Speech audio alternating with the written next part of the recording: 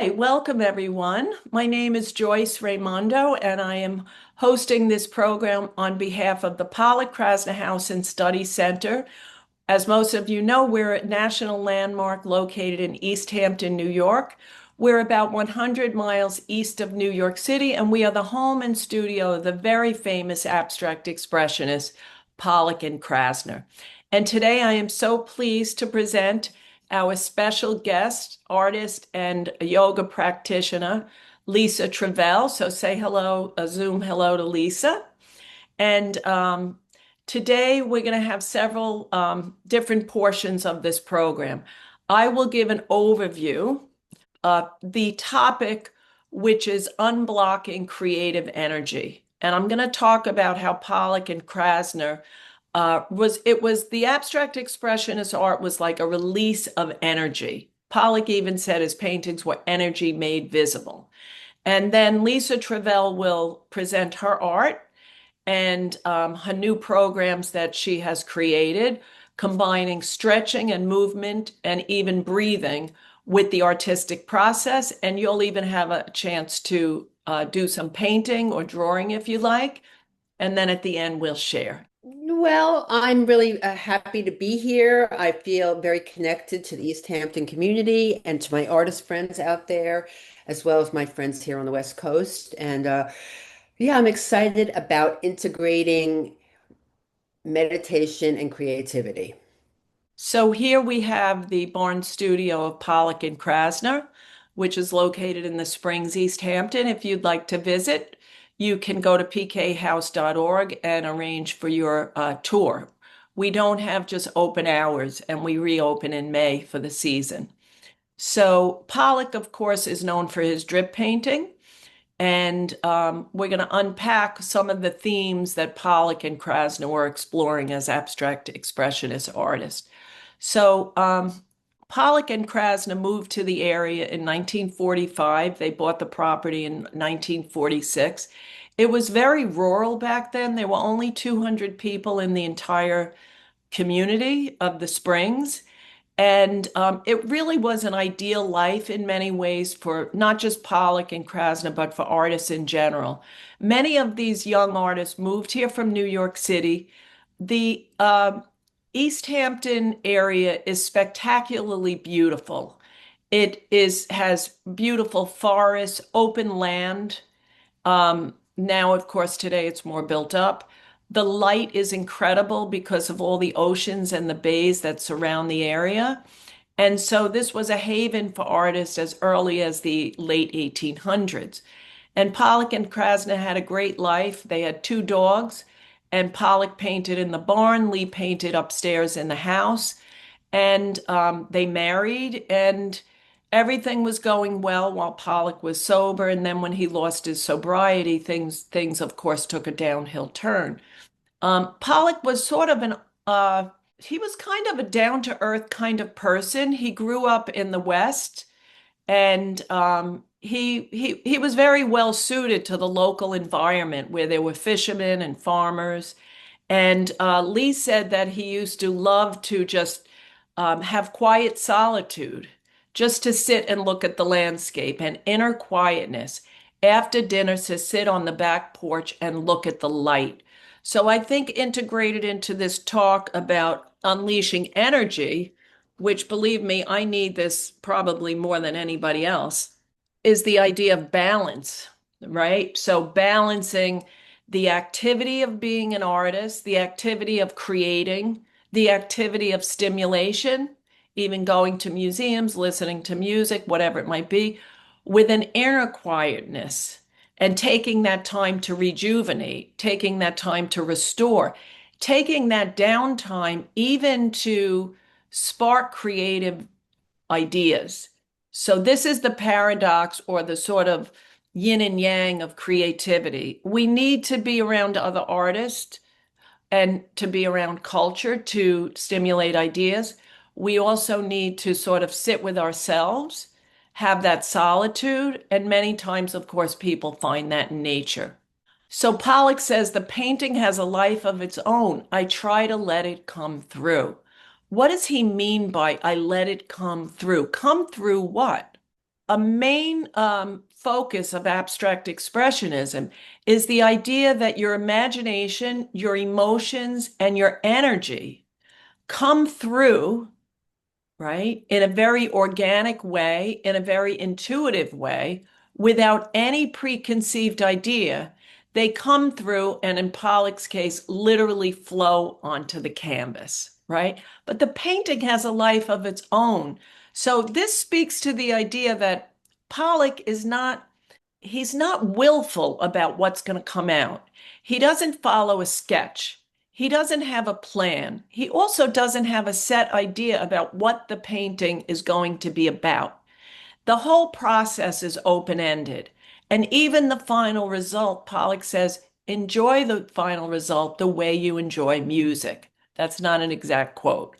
So what Pollock is doing here very unconventionally is he's dripping paint from sticks. He's using house paint.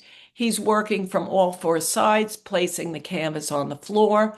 He's an action painter, constantly moving. But here's the key to understanding Pollock. He's not rushing, he's not haphazard, and he's not random. In fact, he says, I can control the flow of paint. He's actually very methodical and slow when he paints. You might even say, not exactly the same, but like a dancer who has fine-tuned their movements to such a degree that it looks so flowing and spontaneous. The improvisation, the mastery of improvisation comes from years of study, years of technique. And here's Pollock's famous autumn rhythm. He says, I am nature, when asked, why don't you paint nature? He's not copying nature. He's not looking at nature. He's getting inspiration from nature.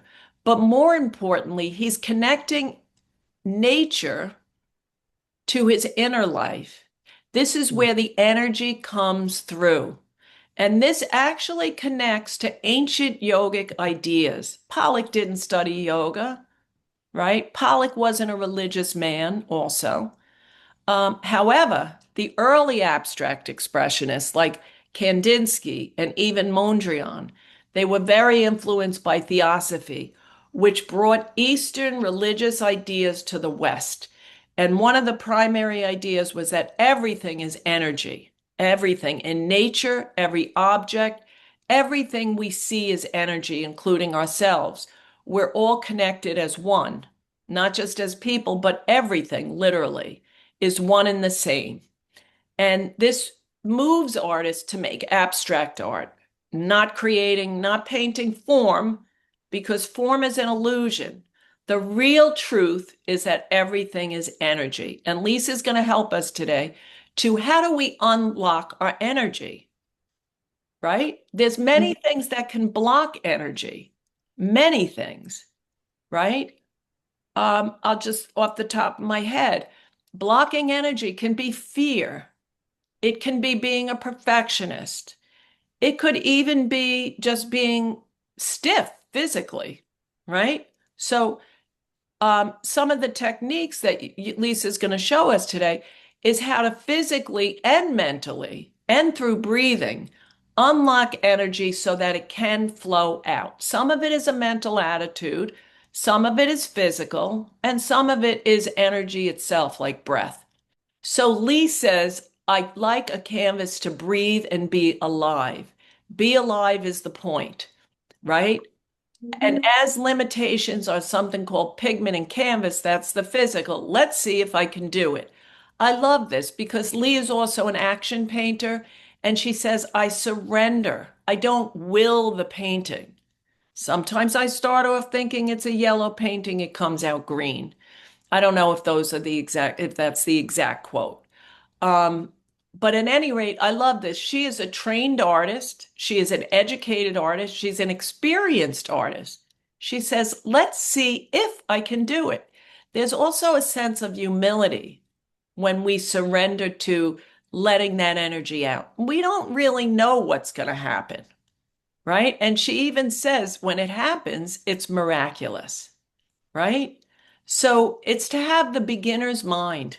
Be humble. Don't be that perfectionist. It's not going to get you anywhere. I do open mic singing, And I'm not trained, so it's just sort of comes out. And there was a woman at open mic who had such high expectations of herself, she couldn't really get herself to even sing and play the guitar, even though she had years of lessons, because she was so afraid of making a mistake. That blocks creative energy. Okay? Don't be critical of yourself. Try not to be critical of other people either, just be helpful. So Lee, of course, is inspired by nature, right? We sometimes see floral motifs. We sometimes see leaves or even faces or eyes or animals, but it's not literal, right? It's a flow of paint and movement, sometimes like a dance of paint. Lee is Mhm. also an action painter. We see the paint, the dripping, the smearing, right? The brush stroke, the marks, the movement. This is action painting. It's abstract expressionism. It's very physical. It's a physical release of energy. And I hope this makes you want to learn more about other abstract expressionists. So if this is your first time here, come back and you can learn about the other artists in the area who also fall under this category. Every single artist is different in how they approach abstract expressionism. Now I am so pleased to introduce Lisa, who, as I said, is a yoga practitioner, and she started a course or classes called Stretch and Paint, which is really interesting. She's also a painter in her own right, working in an abstract expressionist vein. She came of age in the 70s and 80s in New York City. And today I think she's really fortunate to be bi-coastal, California and New York, where she summers in on the east end of Long Island. So let's give a welcome to Lisa. Hi, everybody. Welcome. And I look forward to this presentation showing you some rejuvenation techniques and loosening you up so you can do some watercolors. I've studied many different mediums over the last few years, including painting, printmaking, and now I'm doing sculpture. So I'm taking my paintings into a three-dimensional idea now. I do garden art, which is like one-sided and three-sided pieces that are paintings that are printed on aluminum to go outdoors. And I'll be showing those in the Hamptons this summer.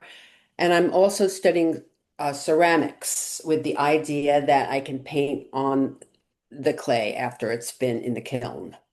Hmm. Well, this is my garden art. Here's some pieces of I'm calling it jardin art, which is French.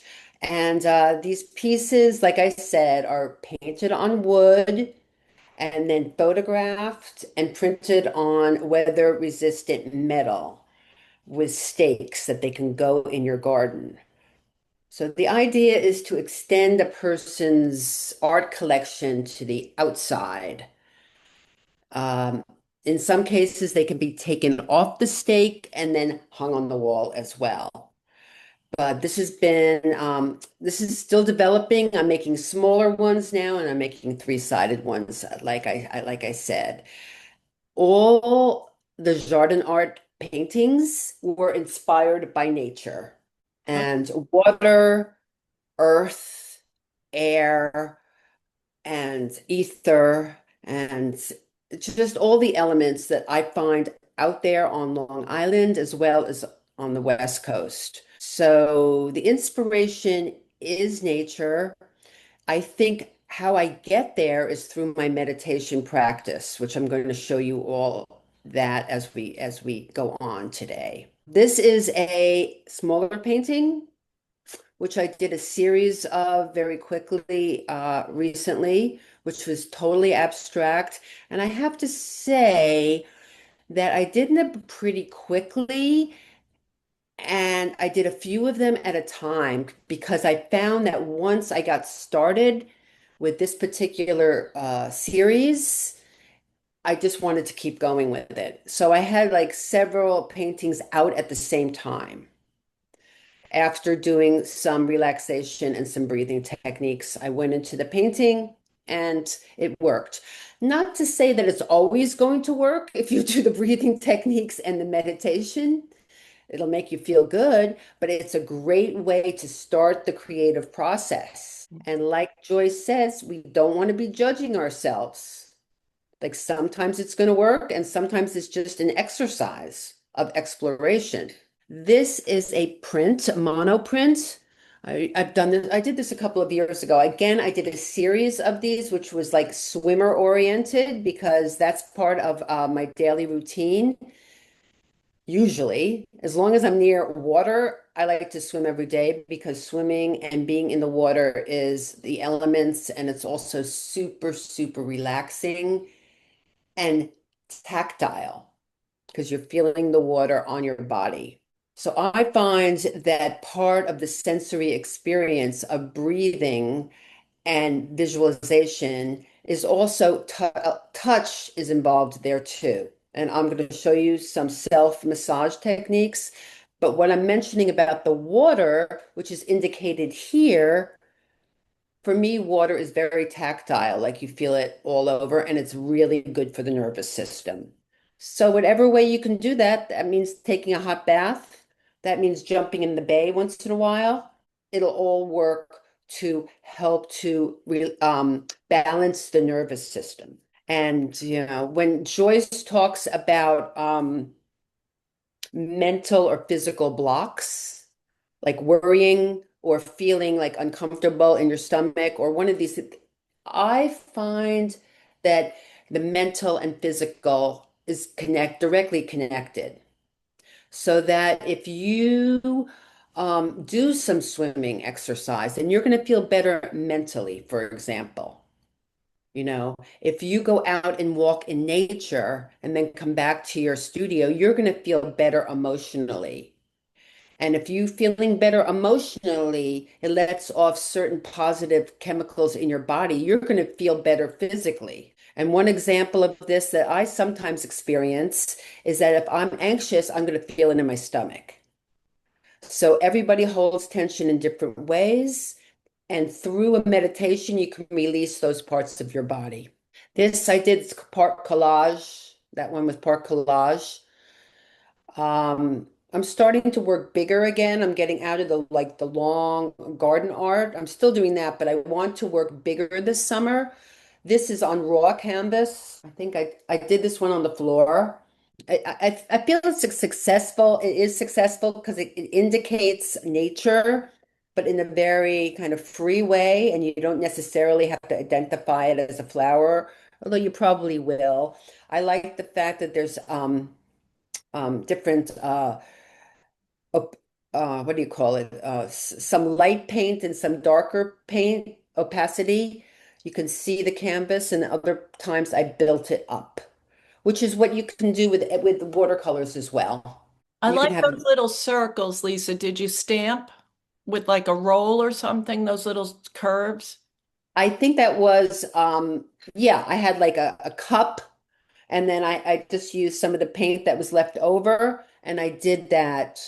Why do you like that? It just is I an like it interesting because it's element. like an element of surprise. It adds like a playful element to the painting. Yeah, that's true. Shows play, it shows spontaneity. Yeah.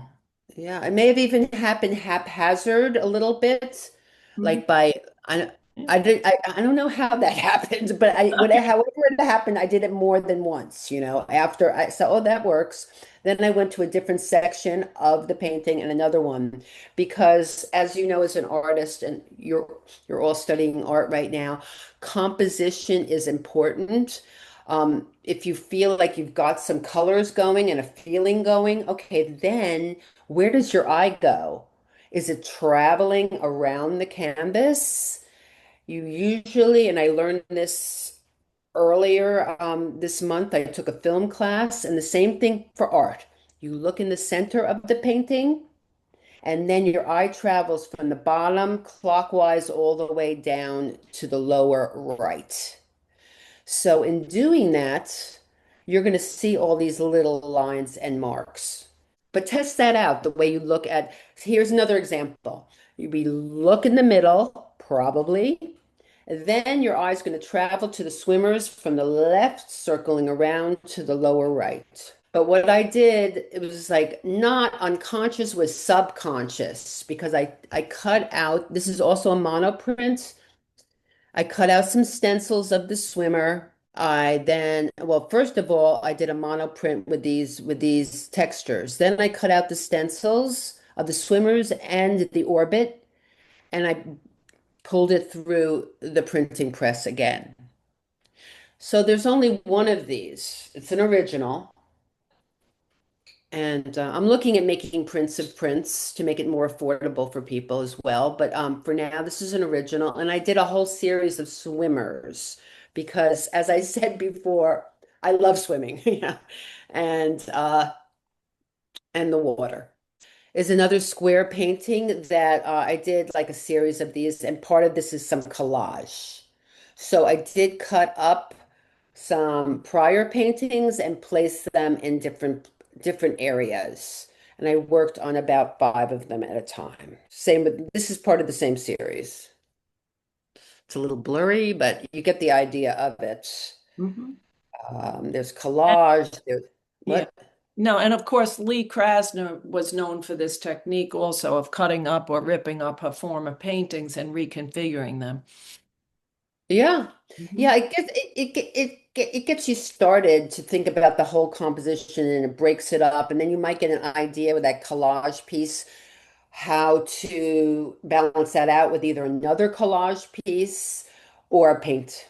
This is a painting that is again garden oriented. It has a lot of texture in it. I think this painting is paint was on a piece of wood like a box piece of wood that people made me to paint on, and I worked on it several different times. So there's a painting under this painting, at least one, maybe two.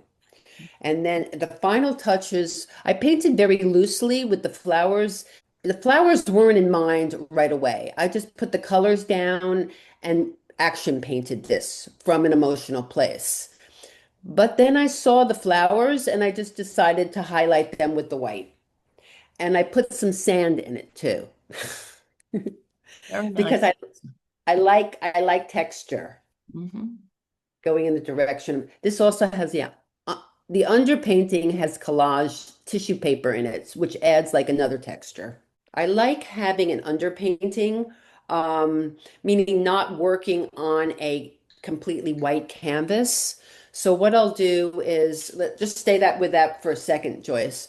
Here. What I'll do is either paint the canvas lightly to get rid of the white, and then maybe collage a tissue paper onto it, or you know what I was using pattern paper from Dress Patterns because that has a nice tissuey consistency and it also has lines. So I've used that in some of my work too, because there's lines that you're starting out with, and then a little bit of structure can go a long way. Now, here's the tissue paper over here on the upper right and the lower left.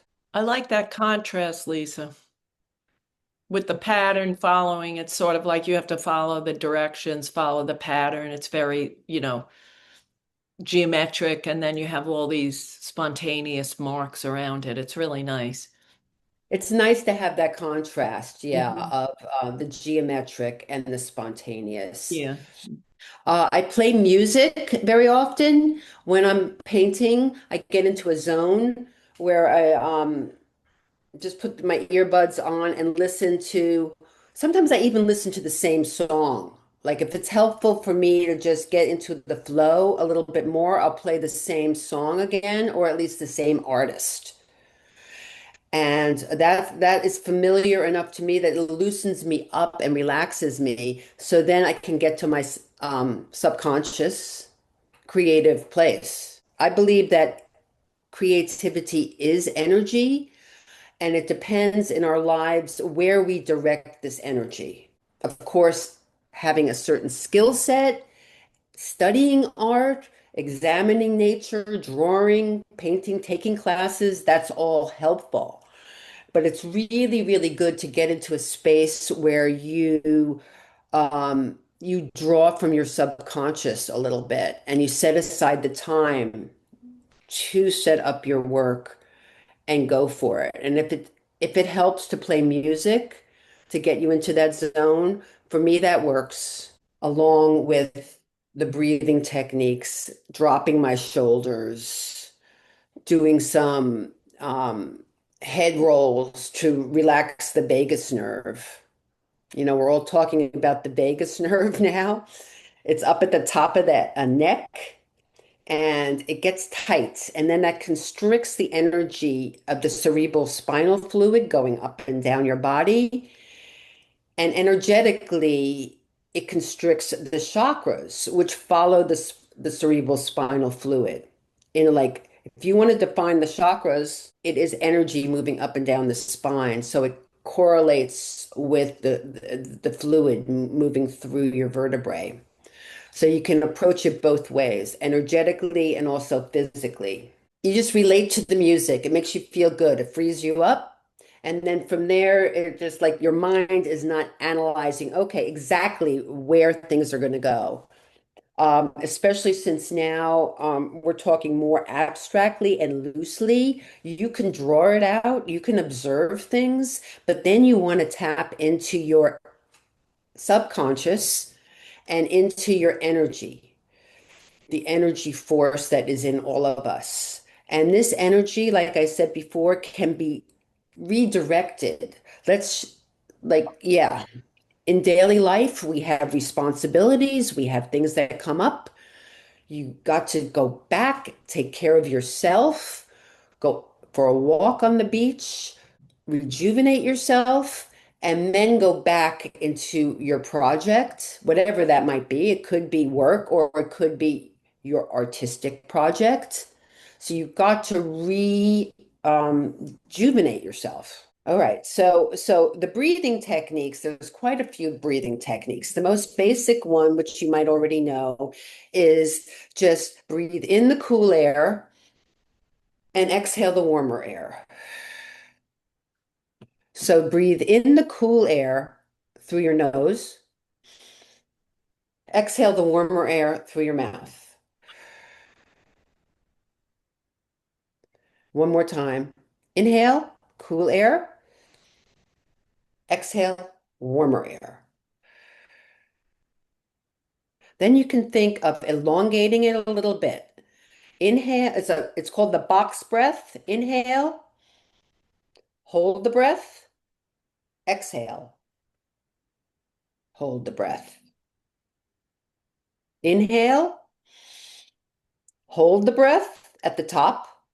Exhale, hold the breath. The box breath. Let's do it again.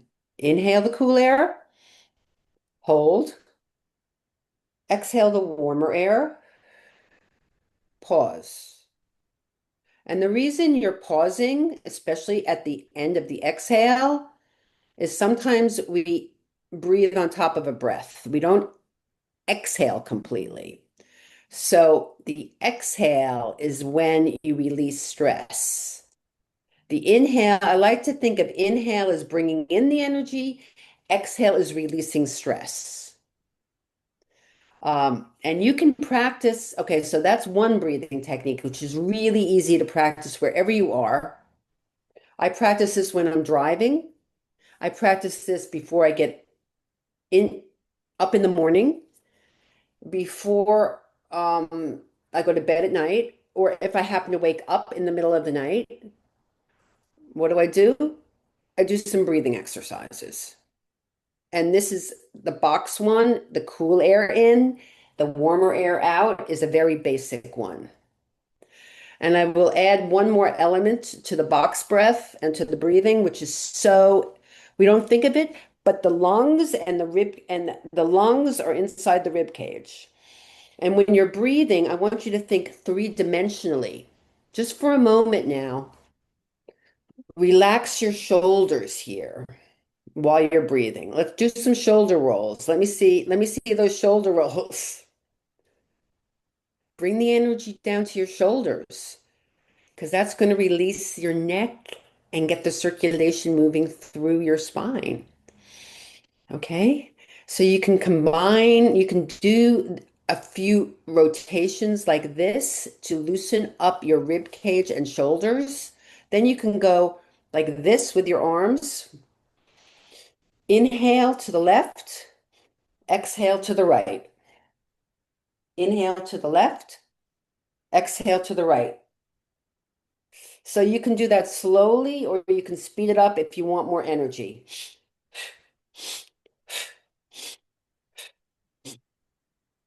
And I would say do that 10 times.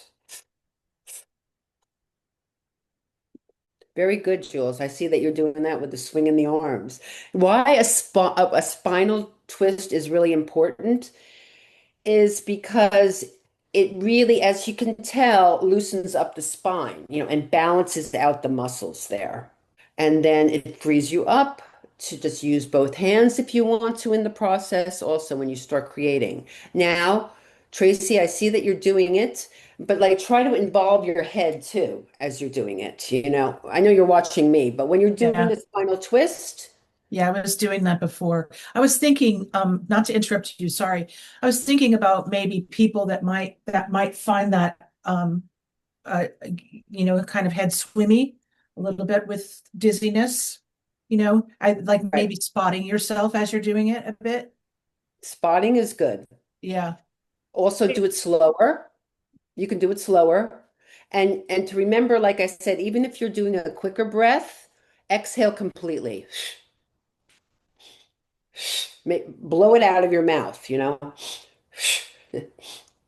For this breath, it's a little bit more energizing, so you can force the air out a little bit more. Inhale, exhale. And just do that one 10 times. And then pause and then maybe do it again.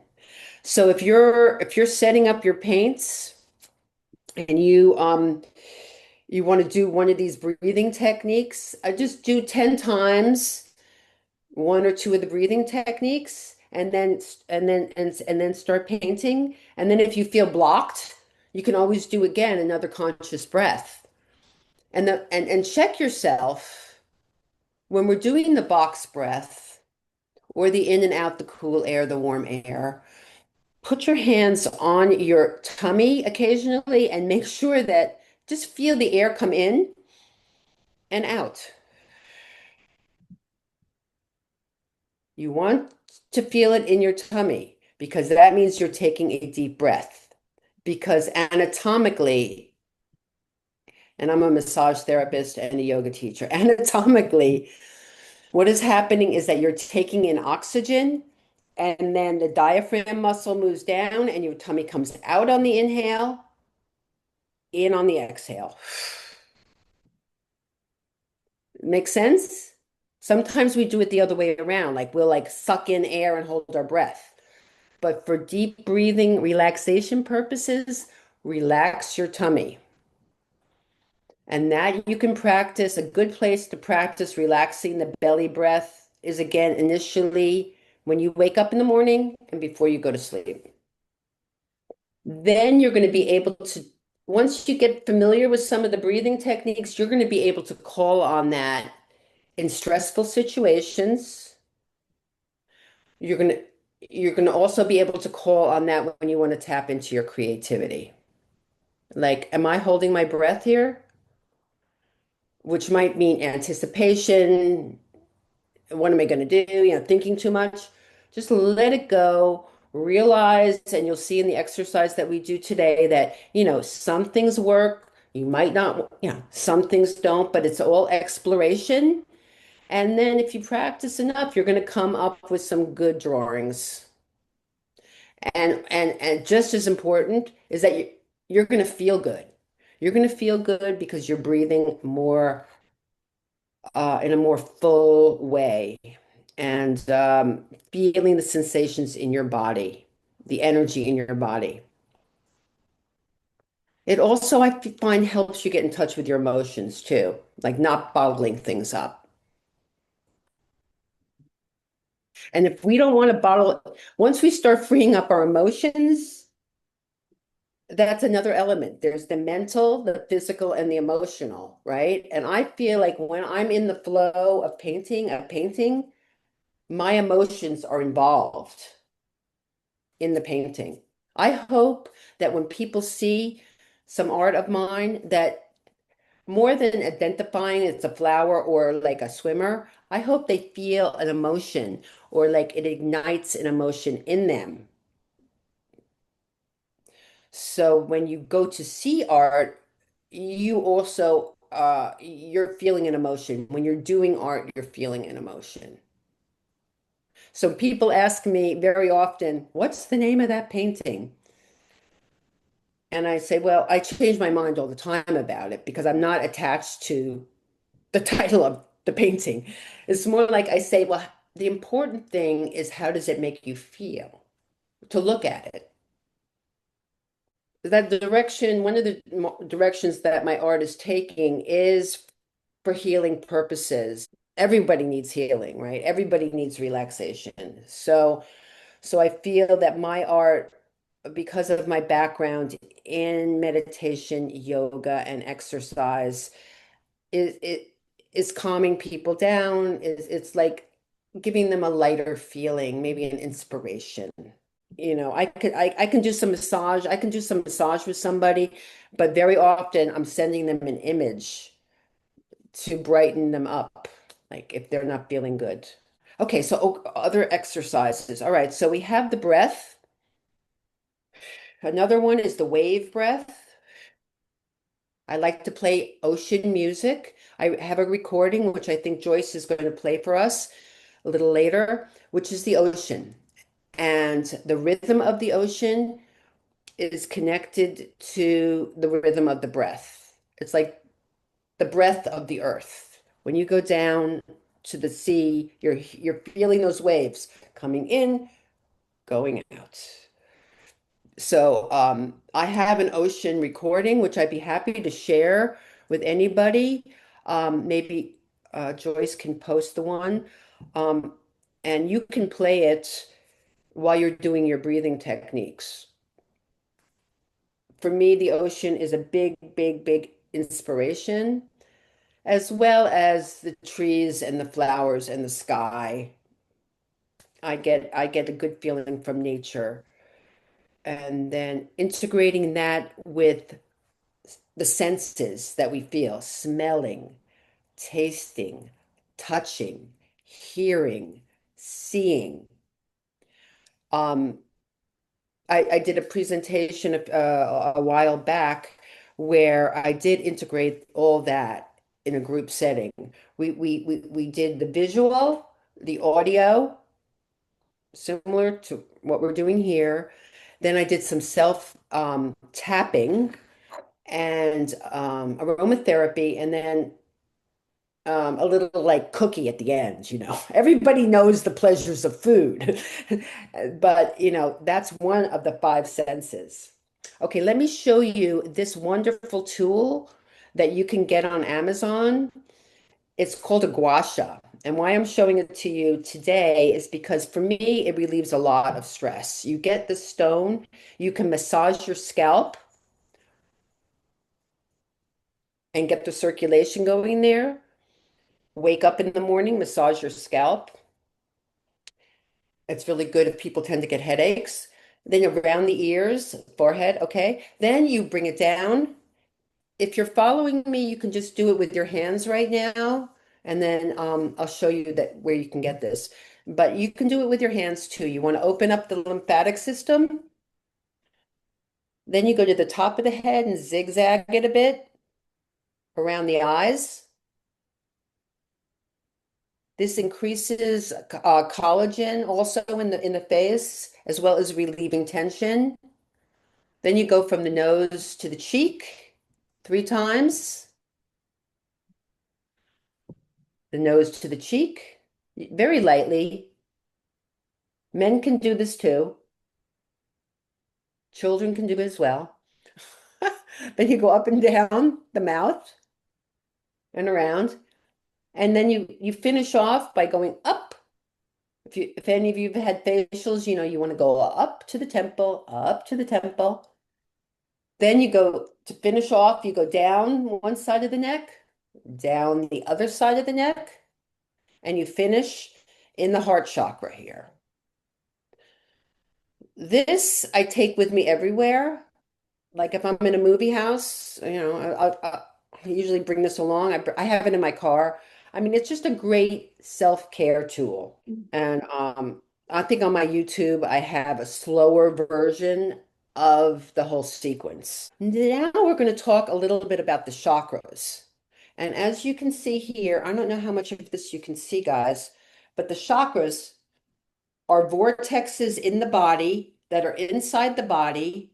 They're, I guess you would call kind of not metaphysical, but they're imaginary vortexes that travel through the body that are good for meditation. And whether you can close your eyes and visualize these, or you just think about the chakras, that is tapping into certain areas of the body. Okay, so let me go over this quickly with the chakras. The red one is the pelvic floor, which is connected to security and vitality and strength. The orange one is the belly button area and the lower back. And that's about compassion and creativity, passion and creativity, which kind of go together if you think about it. Those energy sources, passion and creativity. Yellow is the solar plexus, which everybody knows where the solar plexus is, right underneath the sternum. And inside, think inside yourself, not just on the surface. There's that yellow sun shining in your solar plexus, and it's shining out in all directions, not just forward, but sides and back. Think of that sunshine there and breathe into it and can feel the relaxation happening in your middle back. Okay, this is self-esteem, self-confidence. Very important to tune into this on a daily basis. Green is heart chakra. Love, compassion, forgiveness, relationship. Green, think of plants, think of trees. Think of just the lovely shades of green that you can bring into your heart chakra. I sometimes like to think of a little pink in the heart chakra too, because I relate that to the heart, pink and green. Okay, then there's blue, which is communication, which is the throat. Talking, listening, and expressing yourself. Singing would come into this too, humming. So if you're feeling tension around the neck, it's good to think about blue, and it's good to make some sounds. This is indigo, third eye, intuition. We all want to tap into our intuition. It's right there, the third eye. It's also as you meditate on that third eye, it helps to balance the right and the left side of your brain. Some of us are more impulsive, some are more logical. You want to get ideally a combination of that, balance. And the top chakra is lavender, which is which is the spiritual chakra, in any way that you want to define that. It could be just nature is your spiritual belief, or whatever religion it is, or universal energy, source energy, spirituality, meditation of some form, prayer. So these are the chakras. And this is a garden piece, so this can go outside or inside. And then I did several different versions of it too. I did one on paper with different images of the body. going through the chakras as well. And I'm thinking about making like a t-shirt with that or something, or a yoga mat. This is one that was also inspired by nature, flowers that was done on a long piece of wood with collage. And I'd say they're all chakra inspired. This one also is the orange chakra.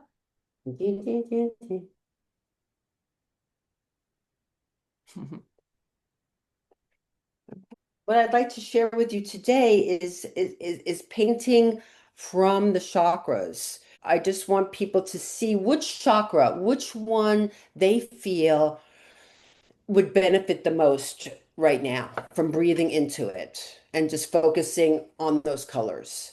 Okay? Just pick one, don't overthink it. Like for me it's going to be the heart chakra. And I'm just going to do some breaths and think of that part of my body. And then I'm going to go into an abstract idea of it. Now, if you want to look at something and then abstract it, that's fine. I actually have some flowers that I also brought here that can kind of like maybe stimulate you. If you want to initially look at something in nature, or if you have some flowers or a plant around, or you want to look at my plant, do that. But I want you to then think of that chakra and come from that place as much as you can. Chakra reboot. Soften your eyes and follow the colors. Red is for security. Orange is creativity. Yellow is for self-love and self-love. Green is love. Green is love and forgiveness. Blue is communication. Blue is communication. Indigo is insight and intuition. Insight and intuition. Purple is bliss and the higher power. Bliss and the higher power. Now, I started here by doing a couple of little spirals because I like spirals. So I started with some spirals with the pencil. You can do it with your watercolors. Then I'm going to just wet the whole, I'm going to use this sponge here and wet the paper. Yeah. So you wet it, and then you'll see what that does to the paint. Once you wet it, you then can go in, and the pigment's going to do its own thing to a point too, because it's wet on wet. Watercolor really likes water. And if you, so have fun with wet on wet. Breathe. So I'm going to do all different shades of heart chakra green here. Breathing each time, making sure that I'm just in the flow. Oh, Joyce, do we have the ocean music? Oh, sure. Good Yeah. idea. Okay.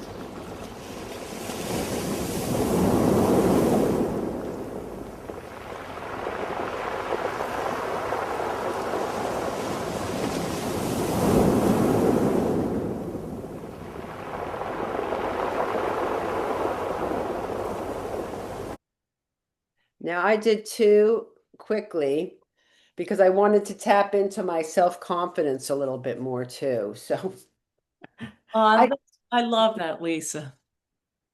Beautiful. I did So, yeah, go ahead. well, yeah, I may go back to the heart one, which is here. Um, but or I may not, you know. I'm the direction I'm going in with my art is 3D first of all, but also simplicity. So for me, I'm paring down my design elements, but everybody's got their own style, and I don't even analyze it until after I look at it sometime. And then I say, oh, yeah, that one looks good because it's more minimal. But the thing is, just get into the flow and don't judge yourself as you're doing it. Then you can step back after you've done some paintings and add to it and say, yeah, I want to go more in that direction. Um, and then breathe and then continue, you know. So it's like I find like doing art is doing it, then stepping back and looking at it the next day, or in some cases just stepping back, taking a walk in nature and going back into it. Mhm. Okay, That- everybody, I'll tell you. May I ask a question of Yeah, yeah, that's what I was going to say. Let's take some time for questions. I noticed you wet your paper, right? That was the first step, and then you used watercolor, and then what was the next step? I saw you using a marker, or was it a pencil? Pencil. Colored pencils is what you're, or No, just like black and white? I like lead pencils these days. Because the color is coming in from the watercolor. I like different consistencies. There's the what is there, Joyce? The HB and the H. There's the Yes. HB and The H's are harder. right. The B's get softer. So a 6B is super soft and thick. And H6 is very hard and thin and delicate. But I think the idea, Veronica, is maybe Lisa just gave some inspiration to play around with mixing different kinds of markers with watercolor. You can use just about it. You could use Sharpie markers. You could use crepe oil pastels. You could use colored pencils. So I would suggest just try mixing media. So it's not that you waited until the paper dried either, right? Like it was still wet and you were able to, because I would think you might have an issue with using like pastels or something on a wet paper. Well, pencil, no. Maybe if I was sometimes I use ink, an ink pen. And that will run just as watercolors would. So depending, I mean, you can let it run, or you could wait till it dries. It doesn't take that long to dry, and then you can draw into it with the ink pen. And the nice thing about the fountain pen, the ink pen, is that it's really dark. You know, I don't, you can put some really dark emphasis in certain places. It was More, just cool. So I guess that the pencil just kind of highlighted the color that was already there. yes, and it gave a different shape and a different me. I mean, just like people will notice, okay, that's not watercolor. What is it? Or, you know, it brings your eye around again. If it were all watercolor, loosely painted with no focal point, I mean, that's a style too. But I like to have things that people can like jump their eye to, as well as that's what I like to do while I'm creating too. Like I like the looseness, but then I like to put in some collage or some circular or spiral shapes so that there's a contrast of sorts going on. Hmm. Thank you. I get it. The mixture of media. Very, very cool. I can't believe we just whipped that up. Well, when you whip something up, as you say, Veronica, it takes, a lifetime of practice to whip something up. It takes a lifetime to practice to be like that baker who just bakes like the perfect croissant, but they practice. So, and then it just, you know how it is. It's just like, wow, look at me, I'm playing the piano, or look at me, I'm painting. And all of you are So true. also amazing with where you are right now. So wherever you are, that is where you're supposed to be. So take it from there, but maybe also get out of your comfort zone a little bit at a time. So you add a little, you try a little, you try new things, things you've never tried. And it's also really, really good for brain health. Don't get stuck in a rut. Even when you master something, take examples from Lisa and other, great artists. Like Picasso mastered something, then he went on and he tried something else. He was always had a beginner's mind, even though he was a master, a prodigy, even as a child. Does that make sense? Yeah. So, Yeah, any other questions? sign up for a class occasionally or take a life drawing class or like stimulate yourself that way and then go back into your zone. Like music is really an inspiration for me too. So what I've taken to do now, and I'll do this on the East End this summer, I take my watercolor pad and I go to hear music, which is a lot of music, live music. And then I'm inspired by the sounds because I feel like that's vibration too, that's energy, and it's really fun to paint to live music. That's a great idea, Lisa. Now, everybody, we're going to have to close, but Lisa, so when you come this summer, where can people, or just in general, where can people find your classes if they want to sign up or learn more about your art and your classes? Do you have a website? Yes, And what yes. is the website? Can you verbalize it? It's lisatrivell.com. You want to put it in the chat for everybody? Yeah. And also you can find me on Instagram. I'm very active on Instagram if any of you are, and I'll be announcing things directly on Instagram. Um, and I have a YouTube channel too. But if you want to reach me quickly, or Instagram is good, or you can look at the website. But sometimes I update Instagram quicker than the website. That's all I'm saying. Yeah. I want to teach more of these stretch and sketch classes. So if you have groups, or if you know people that want to put together groups for stretch and sketch, that's really interesting to me. I also might have an art show that I'll announce on Instagram. And I do work with people privately doing body work and visualization. Mhm. Well, thank you so much. And Cindy says, Lisa, can we see your painting again? Oh, Can you show it again? yeah. Second one, I mean, I did two. Very nice, Lisa. I love the contrast. Very nice. Great I, example. I didn't see anybody else's paintings though. Where are Okay, they? I'll tell you what, we could go quickly. So, what I'd like everybody to do is hold up your painting. I'm going to put this on gallery view. Everybody put gallery view. I took the spotlight off, and then you will be able to see everybody's. And I'm going to spotlight very quickly. We're not going to share because we are running over. So, here is wonderful Tracy. Okay, Tracy, go ahead. Quickly tell us what you were thinking. Which chakra is that? Um, Working on self. Yes, for sure. Yeah. Self-confidence, Yeah. self.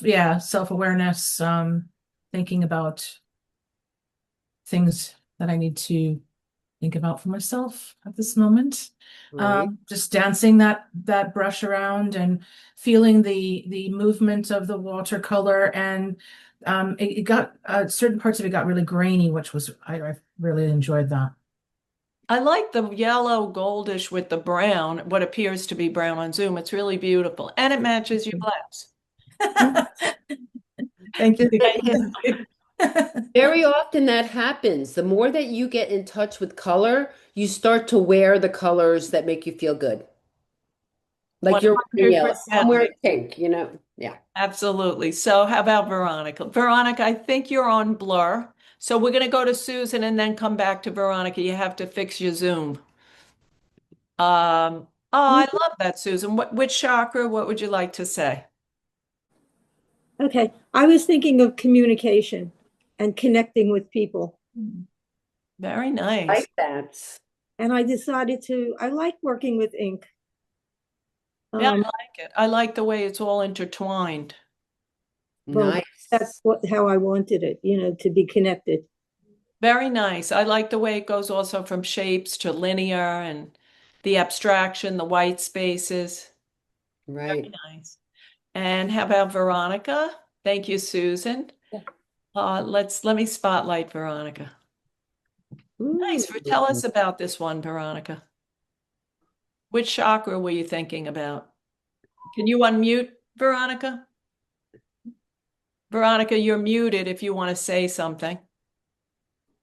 I was thinking music, communication, and how when you have like a those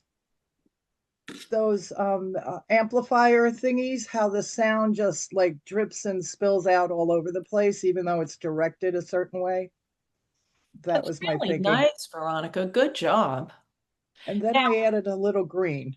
It's really nice. And here's a tip, which sounds obvious, but if you don't want to fill in that excess white space that's to the side, This cut the paper the other side where there's white space there. If you don't want to fill that in, you are free to cut the paper. Use a really good straight edge, get it straight and cut it, and then you can recompose your picture that way. And some people just don't think of that. They feel like they're married to the original size. But very good, very Gotcha. nice. Thank you. Anybody else? Lisa, anybody have any comments? Lisa, do you have any comments for anybody? I Well, just I had a feel comment.